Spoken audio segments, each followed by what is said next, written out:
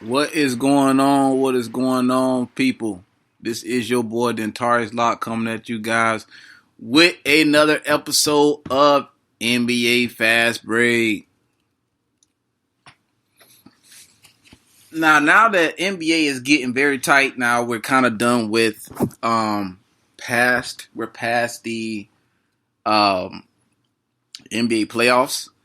Things are getting very interesting. Things are getting very tight now. After the All-Star game, now things are getting very tight. Teams are fighting for jockeying for positions. We do have a few teams that are playing well right now. This is going to be very interesting on see how things go. It's a few teams that you got to keep in mind. I mean, the thing about it is now is once you get a spot where you can really, avoid trying to play that number one team, then things will be great. Because right now, I mean, no East team wants to play Milwaukee Bucks the first round, to be honest. I mean, let's be real.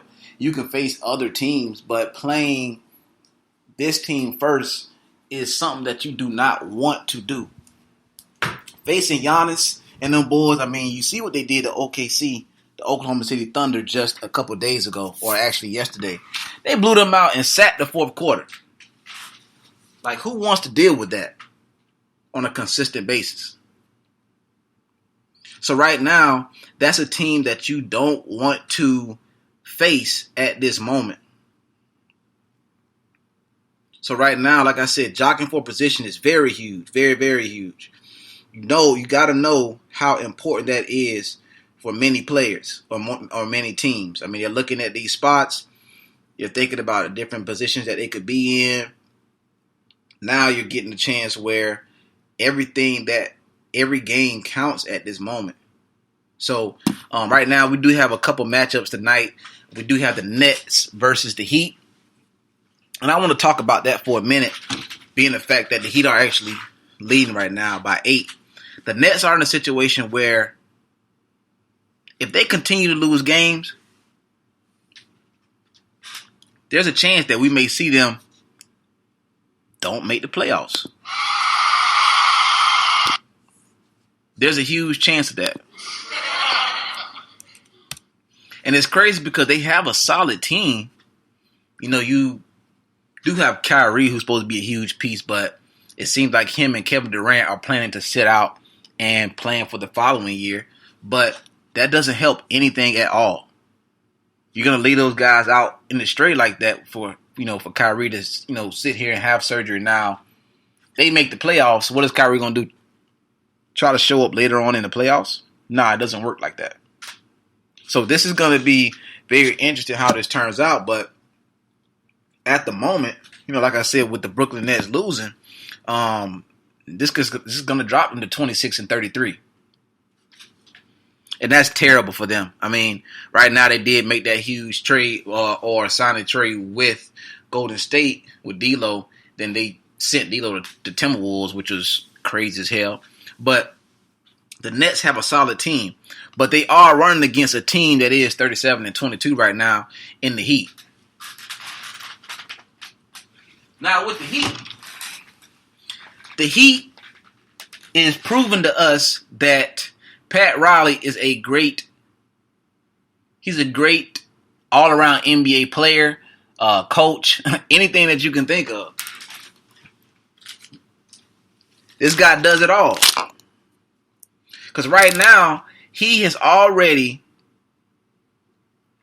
won championships, and now he's put a great team together in Miami, post LeBron James and D Wade.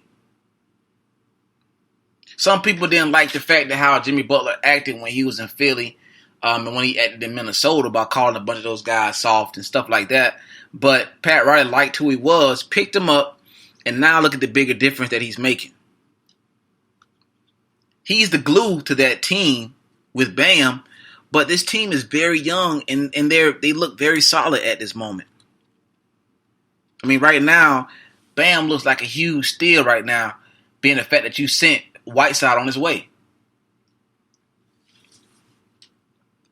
So with that being said, the Heat the Nets need to take this as if this is an actual playoff game. Because the more they lose, the more they give, dare I say it, the Pistons and the Cavs a chance to actually make the playoffs. The Hawks did have a chance, but with that record, that's very slim. So, to me, I think that the Heat are trying to get, they're still jockeying for position. I have to check and see where they are in the standings right now, because I know that the Bucks are running away with the Heat are actually fourth right now, sitting at 37-22. So they're probably going to play maybe the 76ers. The Celtics are 4 games ahead, but that can possibly change with, the Heat winning today and the Celtics losing to the Rockets later on tonight.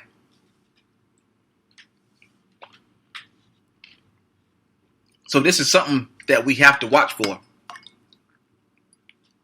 Because the East, although LeBron is gone, it seems like Giannis has taken that position. The East is very interesting. It can be very tight. I mean, we talk about the fact that Toronto is sitting at 42-17, and they were in the same position last year with Kawhi Leonard.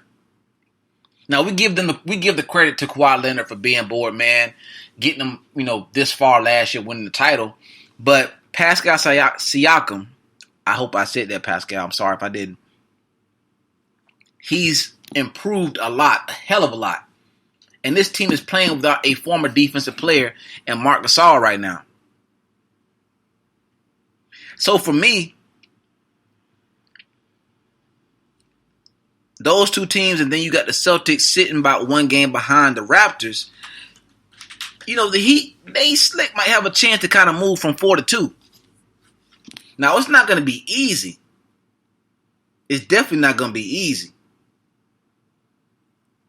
But they're going to have to steal the games that they can, a la against the Brooklyn Nets. Those games are very crucial. Very, very, very crucial. So at the same time, these games, like I said, you just like I said, the Nets need to take it as if it's an actual playoff game. So do the Heat. Because if you lose 1 game, now you go from 4-5. Now you give the Pacers, who are in the 6th spot, you give them a chance. So just as important as this game is to the Nets, it's about as important as it is to the Heat. This right here is an important game. Like I said, that's why I'm paying close attention to it. I'm actually, tuned into it until my Orlando Magic play, which we actually just started. This game is going to be very interesting because, it is 8 points, but Dinwiddie, Jared Allen, Karis LeVert, they have a lot to fight for, and so do Jay Crowder, who just got there, Iguodala, who just got there, Bam, Jimmy Butler, Gordon Dragic. I can go on, Kendrick Nunn. This game means a lot to both of these teams. We look at one team like, all right, boom, well, hell, they're already in the playoffs and they're good. They already should be straight. No, they don't look at it like that. They look at it like, you know what? We have a chance to move from 4-2. And the way that we can do that is by taking this game that we have right now. So right now at halftime, you're looking at, like I said, 49-47. Looking at this box score, Dinwiddie's having a pretty decent game. He's already over 10 points. Bam is 4 for 6 for field goal range. 10 points and 5 rebounds. That's important. You got Duncan Robinson sitting there with 10 points, 2 rebounds, and 3 assists. This is an important game for both teams. Both of these head coaches know that. You need to approach it like that when it comes to something so important.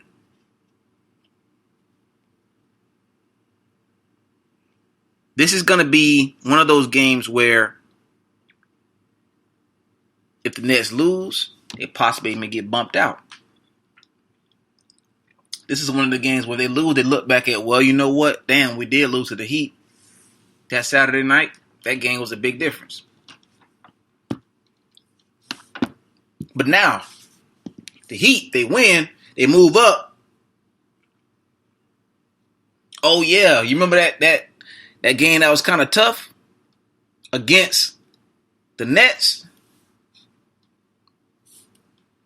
That was huge.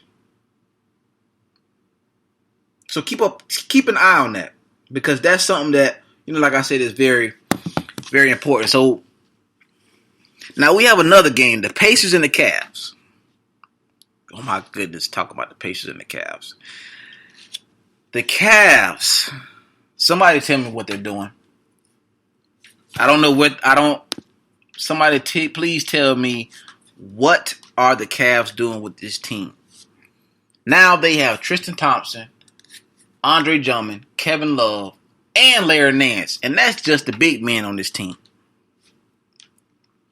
They're up right now. They're up by 4. But somebody tell me, what is this team trying to do? That is the most important thing. Because at the same time, you have a team that was just in the finals a couple years ago, and it's like ever since then, they don't know what to do. They don't. They do not. They're not trying to get better. The head coach that they have is calling their guys thugs. What is happening with this team? They got a couple young pieces in Colin Sexton. Who they have Kevin Porter over there. They got a few pieces, Garland. I don't know why they messed around and got what's his name? Matthew Dellavedova. He came with the piece with LeBron. What are they doing? You're not tanking, because there's no huge piece like LeBron James that's coming into the draft. Cedi Osman isn't doing anything. Ante Zizic. Nobody knows too much about him, but they got him as well. So for me, that is the biggest question when it comes to these franchises. I touched on it a little bit last episode, but it's the same thing with this episode. You have to understand that everything that you do with your franchise makes a difference. If you say, you know what, hey, I'm going to invest into Andre Drummond. Okay, there's no reason for you to have Tristan Thompson under the contract he's under. Find a way to get rid of Kevin Love. Kobe Aitman, who is the general manager for the Cleveland Cavaliers, needs to be somebody that needs to be questioned. Because a lot of these decisions don't determine, well, they actually determine what happens in the future, but they're not look like they're moving forward. Darren Gilbert is a huge piece for this. And we know what he said to LeBron before he left, and then what happened when he came back. LeBron was graceful to actually come back and say, you know what, I forget what you said, I'm going to come back and win a title or go to a couple, which that is hard for a lot of us human beings to do. But my thing is, are you okay with one title? Is that all right? Because we have owners, we have general managers, we have people in the player operations position, like Pat Riley, who says, back to Miami Heat, you know what? Yes, we won 2 titles with LeBron. Yes, we had a title with D Wade and Shaq. But I want more. This is not enough. I want more. I want something called a dynasty. That is what they want. When you do the things that you do as a general manager or as a person in the front office, you make decisions that make sure your team is good for the future. So yes, that means that some decisions like I'm going to build around Andre Drummond is important. These decisions are huge. You have Andre Drummond, who can be, it's debatable if he is actually the best big man in the game right now, how good he's playing. And he's only 26.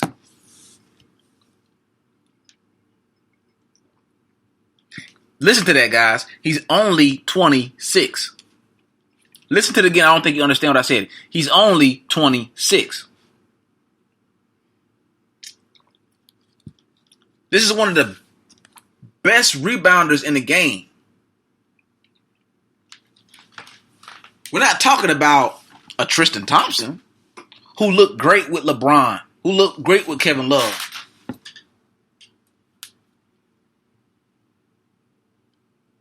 We're talking about somebody who looks great by himself with the Detroit Pistons. So for this person to be for you traded for, which is a great move. I understand that. That's a great move. But now find a way to get rid of Kevin Love. Find a way to get out of this Tristan Thompson situation. Find a way to get more pieces to build around Tristan Thompson. And that's what they need to do. Because if you don't, now 26 turns to 30. Now 30 turns to 34. You just traded for a huge piece in your franchise.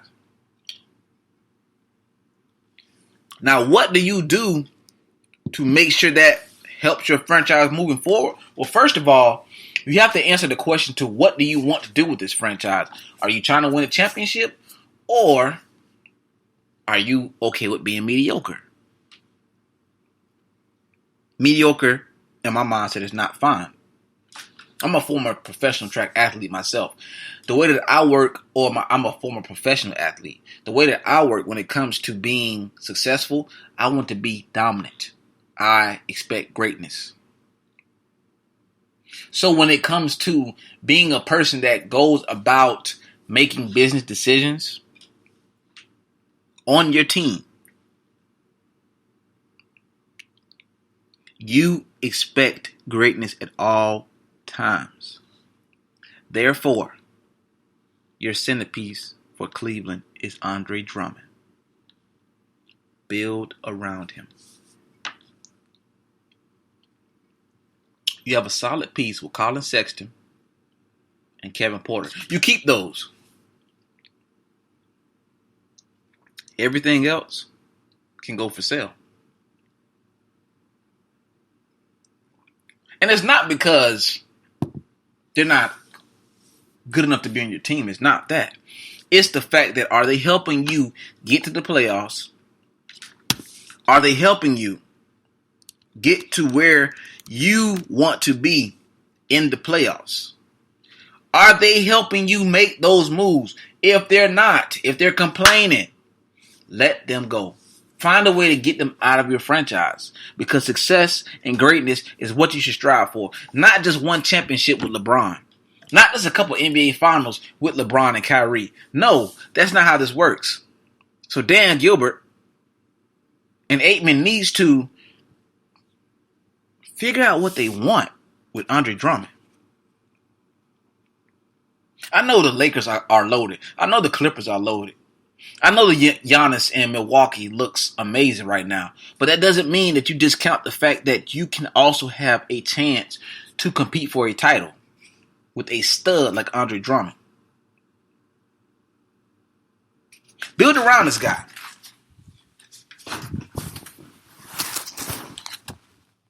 Do it now. Right now, like I said, he's averaging 15 rebounds a game? Almost damn near 20 points a game. Like, this person can be huge to your franchise. And you don't look bad. Like I said, you're having a. We're sitting at a 17-42, so your season could be a lot better. But it's all about the pieces that you put around the person that you have. So next year, I expect more from the Cavs. I expect Dan Gilbert to make big moves. I expect for him to make huge moves in this draft. They got lucky a couple times with draft, getting the number one pick a couple times, getting Andrew Wiggins, Kyrie, and LeBron. I mean, you can't make that up.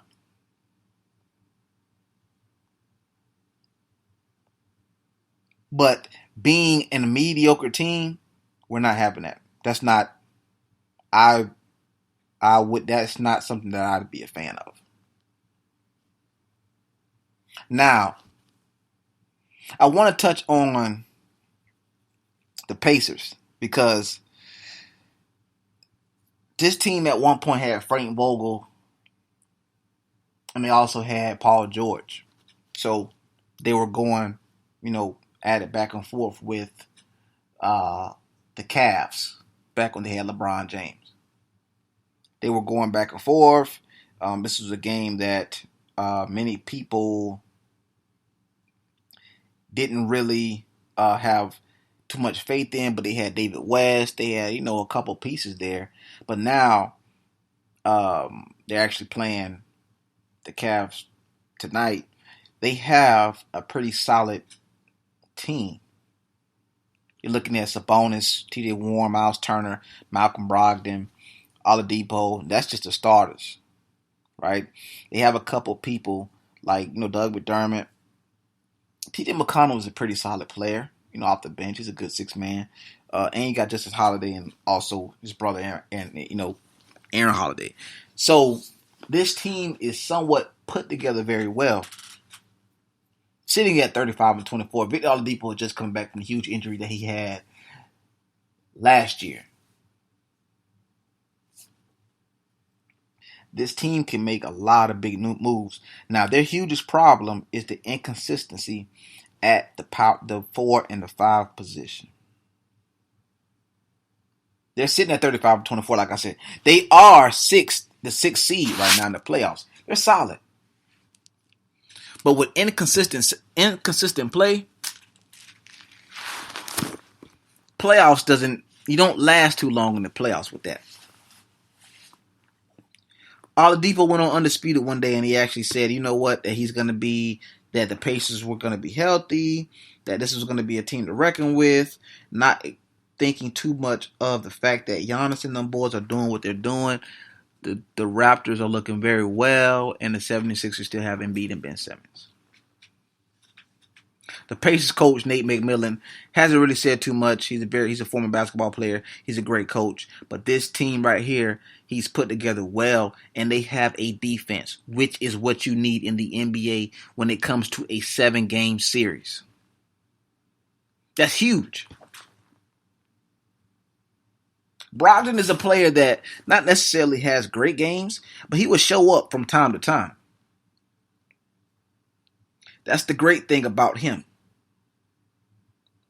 You have a player that, if he actually gets hot, and Brogdon and Oladipo, Sabonis, these guys can do a lot. And they have a bench. That's the great thing about this team. Now, what you need is to make sure that your bench players that second unit that you have that come in with the TJ Lee, the Jakar Sampson, these guys, you need them to play consistent. Now, like I said, 35-24 is a great record. This team plays unbelievable at home. They look like a totally different team. They're very similar to Memphis. Memphis looks trash away, then they go home and they look amazing. Consistent play with this team, more minutes for Oladipo, and we can see something happen with this team. If I had to say, I would say that this team maybe needs another small forward. They have enough guards. But the huge thing is the fact that they have the defense. So, like I said, this team is very good. They've made huge improvements since the Frank Vogel and Paul George era, and we can expect more from them. Now, one of the bigger games that I was expecting to be a high-scoring game. I mean, I ain't gonna lie. One of these teams is very disappointing to me. To be honest, I can't tell you why. Maybe it's because of the fact that they've acquired Hassan Whiteside. But the Portland Trail Blazers and the Atlanta Hawks is the game that I'm tuned into as well. The Portland Trail Blazers. Can I get an answer why this team is under 500? Honestly. Why is this team under 500 with Dame Lillard, even though he's out for a while? CJ McCollum, Carmelo Anthony, wearing his double zeros, Trevor Ariza, and Hassan Whiteside. Somebody give me an answer for that. 26-34 and you're not in the playoffs when just last year Dame hit a dagger to pass Denver in the playoffs? What's the reasoning for this? Honestly, there must be a reason.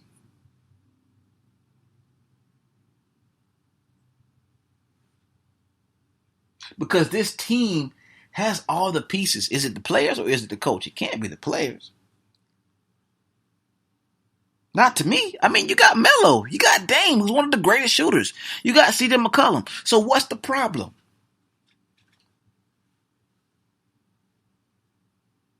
They're losing to the Hawks by almost 20 points right now. Oh, damn near 15.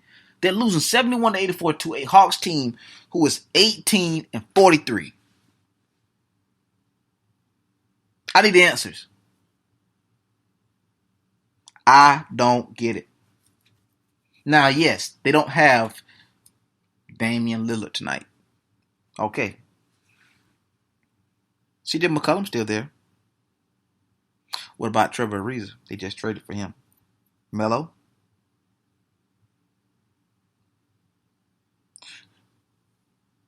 This team needs to do some soul searching. You're 26-34. Right? Mind you, you're not in the playoffs. And you're under 500. Oh, and by the way, the Pelicans passed you already. Well, they're somewhat, sitting at 26-33, but they're a half a game ahead of you, with the chances of making the playoffs. Why is this? How can this happen? You're 10-21 at away. This team plays terrible as hell away. In conference, 15-24. I remember that Dame at some point, and I remember this because, they were talking about it. Dame came about it after the fact that the Lakers went and got LeBron. Or, I'm sorry, they didn't get LeBron, but they had LeBron and they got Anthony Davis. Dame goes on this little rampage talking about, he's definitely not leaving Portland and he's going to be there and he wouldn't leave his team to join the team and all that. How does that sound now? Because now you're out of the playoffs. You got your money. But you're not nowhere near an NBA Finals. You don't have that chance. So how does that sound? Because to me, like I said, it sounded as if it was, I don't want to be like all these other players. I can kind of do this by myself, blah, blah, blah. I do have another perfect wingman in CJ McCollum. Boom, that's cool. They're not doing anything. All they're doing is making teams check to see how good their offense is because they have a high scoring offense themselves. So how do you have all these pieces? Oh, and by the way, they still got Yusuf Nurkic on the bench right now, who's hurt, who's expected to come back at some point. So yeah, like you have all of these pieces, and you're not winning. You're in a worse position than the Cavs, to be honest, in my eyes. This is something that Terry Stotts has to fix. That has to be something that you have to fix. Because at the end of the day, with all that talent, first of all, you in Portland. You're not going to get many players to actually leave like where they are and go live in Portland to play basketball. Like, that's very rare. So the fact that you have Dame and you have C.D. McCollum and you traded for Whiteside and then you got Melo, who I think that he made that move because that was his only option. You need to be winning games. That's simple. I really don't know else how to put it. Now, I want to touch on the Hawks. And the reason why is because this team looks like, I can't say this team looks bad. I just feel like this team is building towards the future. Because right now, you're going to have Trae Young and Clint Capella. That is a solid duo right there by itself.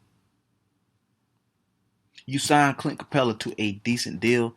This is a solid team put together. Get both of them.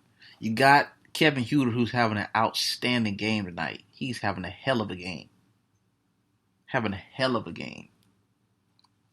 You got DeAndre Hunter and you got Cam Reddish. This team can be continuously competing for a playoff spot moving forward. That's how good this team is. Or that's how good this team can possibly be. You just have to know, as a coach, as a general manager, as an owner, the options that this team has and the things that they can do. Find a way to extend Trae Young before that last year. Give Clint Capella an extension and move forward with him. That is your masterpiece right there. So at the same time, like I said, and they're killing a team that's 26-34 at the moment. You have a solid piece when it comes to Trae Young, which is a huge steal when they did that trade with Dallas. You know, they sent Luka over there. It's probably works best for both players because it's like Trae Young fits perfect over here, and Luka's feeling perfect in Dallas. So this was a huge steal. Like, Trae Young fits perfect with John Collins. So now you got John Collins, Clint Capella, Trae Young. You have the team moving forward. Now, like I said, this year was kind of rough. I mean, you're looking at a 17. Looking at, winning maybe between 18 and 27 games. But at the same time, you have the pieces moving forward. Everybody's young. You got a few pieces that's going to help you move forward. I like what this team is building. Now, they are in the East. So you're looking at a team that is in the tough, tough division, or kind of being the fact that you're in there with Embiid, Giannis, those kind of players. But your team is fairly young and you can move forward with them.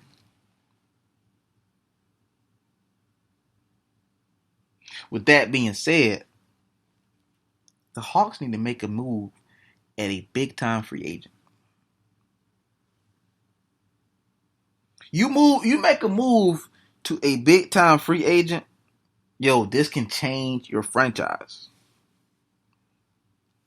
Like I said, you already got a star. I consider him a star in Trae Young. You already have a upcoming star in John Collins. So for me, go make you a big move. Now, the fact that they have Trae Young, they have Kevin Huerter, so they're kind of set at the guard position. You do have the Cam Reddish, you do have Daniil Hunter, you have Clint Capella and John Collins. You have a few pieces. But every year there's always a free agent that can make a huge difference in your franchise. Every year. The person that I would love for them to approach, and it would be kind of weird, but it could work, is Giannis.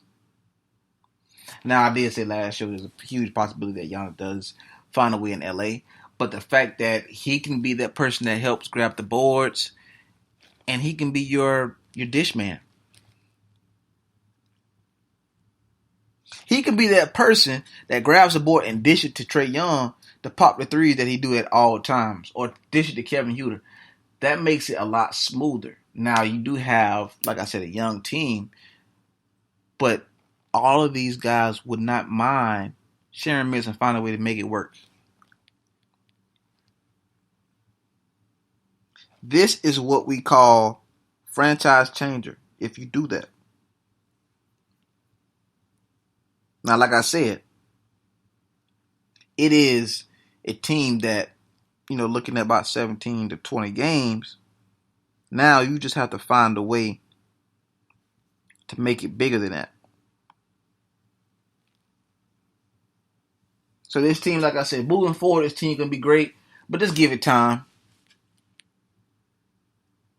Now, what I don't have time for, or I do have time for, but what pisses me off is my basketball team. The things that we do, it pisses me off. Because we do simple things that, how can I put this? We do things that teams that don't want to be successful or are okay with mediocre stuff do. I'm talking about the Orlando Magic.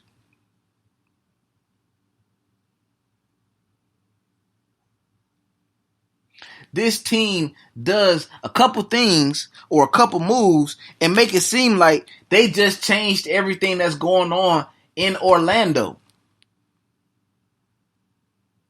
But it doesn't make that big of a difference, because if you go 42-42 or 44-40 and you get the AC, what the hell difference is it? Right now, as I discussed before, you drafted Mo Bamba, who's having a hell of a season, for only going in 15 minutes. You drafted him 5th overall. Usually if somebody pick a player that's top 5, top 10, or hell, even first round, this person is a franchise changer and they will be a starter on your team. That goes for basketball, football, hockey, and baseball. You have a player that can make a huge difference getting 15 minutes a game. Think about that. 15 minutes. Not 27, not 32, not 40, 15. Not only that, he's playing with the second unit. Who drafts a top 5 player and plays them with the second unit. Who does that? How is that smart? Somebody tell me how is that smart. It's not.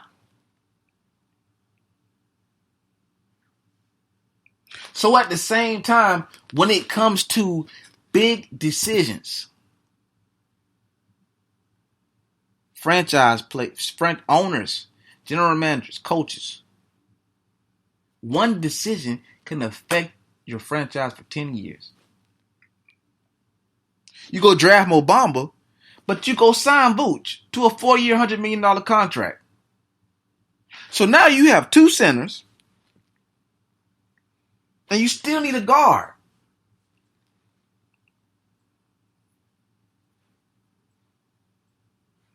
This is where the problem lies. People ask, well, why is the team being trashed right now? Why we can't win any games? Why do we need this? Why do we need that? Because of the decision that you make during the offseason. Terrence Ross is a great player, but he shows up every 4 or 5 games.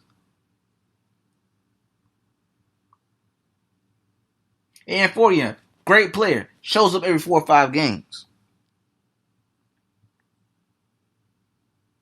Now, we're not talking about somebody who shows up.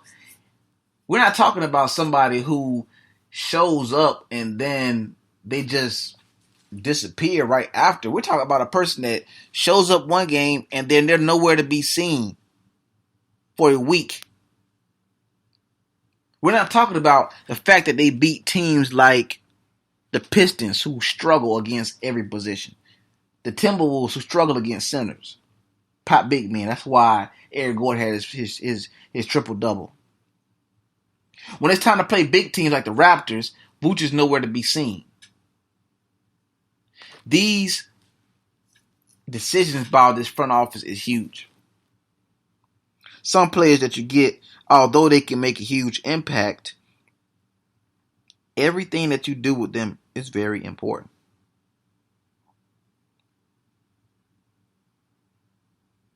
Find a way to move forward with your franchise. Guys, that is it for tonight. I will connect with you guys next week. Make sure you guys tune in next week. 8:30, we will be here. This is that boy, Dentarius Locke. I will be on the show tomorrow. And I will be checking with you guys. I will be here Saturday, 8:30 next Saturday. See you guys later. Deuces.